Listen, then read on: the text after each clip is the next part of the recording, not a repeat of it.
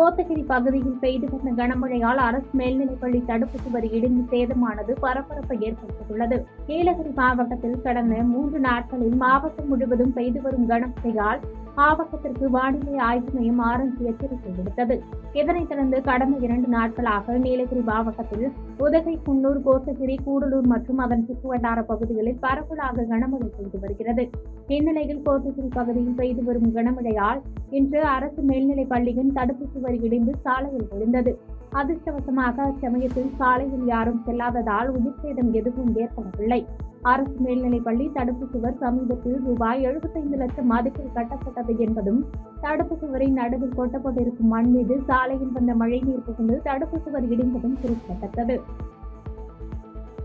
பாதகம் செய்பவரை கண்டால் நாம் பயங்கொள்ளலாகாது பாப்பா, மோதி மிதித்து விடு பாப்பா, அவர் முகத்தில் உமிழ்ந்து விடு பாப்பா. அண்மை செய்திகளை உடனுக்குடன் தெரிந்து கொள்ள இணைந்திருங்கள் இயம்நாடு தொலைக்காட்சியுடன்.